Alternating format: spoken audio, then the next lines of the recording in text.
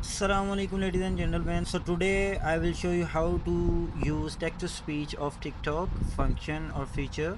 So just simply head over to your TikTok ID and click on the plus button from where you can like upload your photos and videos, and I will go here and I will just randomly select and record a short video, and this is just gonna be a very small video for just testing purpose, and then I will click on this button. So after recording the video you will get over to this screen, and then just simply head over to this text section and write any text.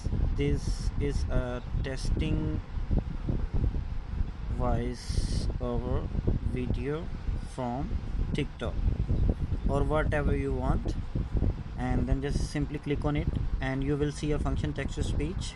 This is a testing voice over video from TikTok. Alright, so you can also move to edit section, and I will just remove it, and I will head over to the text section and I will add text, and this is a testing